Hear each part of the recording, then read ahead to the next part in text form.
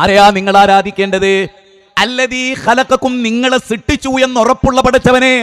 ഏതെങ്കിലും ഒരു ഹൈന്ദവന് തന്റെ ഇടത്തോടെ ചങ്കുറപ്പോടെ പറയാൻ പറ്റുമോ എന്നെ സൃഷ്ടിച്ചത് ശ്രീരാമനാണെന്ന്, എന്നെ സംവിധാനിച്ചത് ശ്രീകൃഷ്ണനാണെന്ന്, എന്നെ രൂപപ്പെടുത്തിയതിൽ മാതാമൃതാനന്ദമയ്ക്ക് പങ്കുണ്ടെന്ന്, എന്റെ വായു സഞ്ചാരത്തെ നിയന്ത്രിച്ചതിൽ അതുപോലെ പുട്ടപ്പർത്തിയിലെ സായിബാബക്ക് പങ്കുണ്ടെന്ന്, എന്റെ ശ്വാസോച്ഛ്വാസത്തെ നിയന്ത്രിക്കുന്നതിൽ മുഹമ്മദ് നബിക്ക് പങ്കുണ്ടെന്ന് ഒരു മുസ്ലിമിന് പറയാമോ?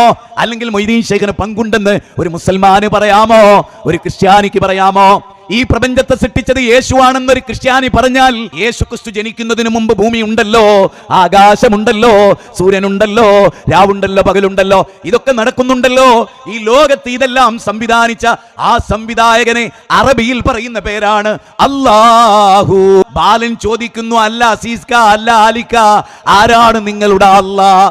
അല്ലാഹുല്ലദീ ഖലഖക്കും, നിന്നെ സൃഷ്ടിച്ചവനാണ് ഭാസ്കര, അവനാണ് റബ്ബുൽ ആലമീൻ. അൽഹംദുലില്ലാഹി റബ്ബിൽ ആലമീൻ. സർവസ്തുതികളും സർവലോക പരിപാലകനായ എന്റെ റബ്ബിനാണ്. സർവലോകങ്ങളെയും പരിപാലിക്കുന്നവൻ പഞ്ചായത്ത് പരിപാലിക്കുന്നവനല്ല. കോഴിക്കോട് ജില്ലയിലെ CM മടവൂരിനെ അമേരിക്കയിൽ ചെന്ന് ചോദിച്ചാൽ അവർക്കറിയില്ല. ഉള്ളാളം തങ്ങളെ ലണ്ടനിൽ പോയി ചോദിച്ചാൽ ലണ്ടനുകാരന് ഉള്ളാളം തങ്ങളെ അറിയില്ല. ഗുരുവായൂരപ്പനെ അറിയുമോ എന്ന് സൗദി അറേബ്യയിൽ പോയി ചോദിച്ചാൽ അറബികൾക്ക് അറിയില്ല. പക്ഷേ ലോകത്തെ എവിടെ ചെന്നിട്ടും ആകാശഭൂമികളെ സൃഷ്ടിച്ച ഒരു നാഥനുണ്ടോ എന്ന ചോദ്യത്തിന് ഉണ്ട്, ഉണ്ട്, ഒരു സിട്ടാവുണ്ട്. ഇതിനെ നിയന്ത്രിക്കുന്ന ഒരു പടച്ചതമ്പുരാനുണ്ട്. എന്റെ കൈകാലുകൾ ശരിപ്പെടുത്തിയ ഒരു റബ്ബുണ്ട്. എന്റെ കണ്ണിന്റെ കൃഷ്ണമണിയെ വ്യത്യസ്തമാക്കിയ ഒരു റബ്ബുണ്ട്. എന്റെ തലമുടികളെ ശരിപ്പെടുത്തിയ ഒരു റബ്ബുണ്ട്. എന്റെ കൈവിരലുകളെ വ്യത്യസ്തമാക്കിയ ഒരു റബ്ബുണ്ട്. എന്റെ ഉമിനീർ ഗന്ധികളെ വ്യത്യസ്തമാക്കിയ ഒരു റബ്ബുണ്ട്. എന്റെ വേർപ്പ് വ്യത്യസ്തമാക്കിയ ഒരു റബ്ബുണ്ട്. ആ റബ്ബിനെയാണ് ഞങ്ങൾ പടച്ചതമ്പുരാൻ എന്ന് വിളിക്കുന്നത്. ഇതൊരു വലിയ പഠനമാണ്, ഇതൊരു വലിയ അന്വേഷണമാണ്. ഈ റബ്ബിലേക്കുള്ള ക്ഷണമാണ് ഇസ്ലാമിക ലോകത്തിന്റെ കാതലായ വശം.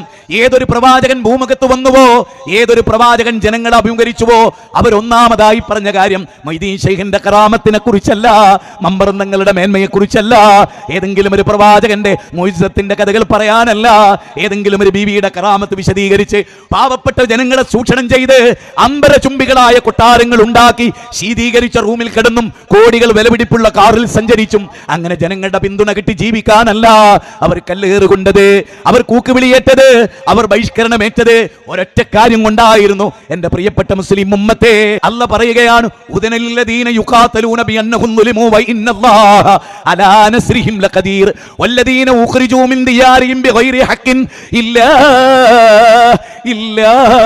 യഖൂലു റബ്ബുനല്ലാഹ്. എത്ര മനോഹരമാണ് ആ വചനം. എന്തേ അവർ വീട്ടിൽ നിന്ന് പുറത്താക്കപ്പെട്ടത്? എന്തേ അബൂബക്കർ സിദ്ദീഖിന് മദീനത്ത് പോകേണ്ടി വന്നത്? മൊയ്തീൻ ശൈഖിനെ വിളിക്കാമെന്ന് പറഞ്ഞതിന്റെ പേരിലല്ല, അല്ലെങ്കിൽ ലാത്തയെ വിളിക്കാമെന്ന് പറഞ്ഞതിന്റെ പേരിലല്ല, ഉസ്സയെ വിളിക്കാമെന്ന് പറഞ്ഞതിന്റെ പേരിലല്ല. വല്ലദീന ഉഖ്രിജൂ മിൻ ദിയാരിഹിം ബിഗൈരി ഹഖിൻ ഇല്ലാ യഖൂലൂ റബ്ബുനല്ലാഹ്.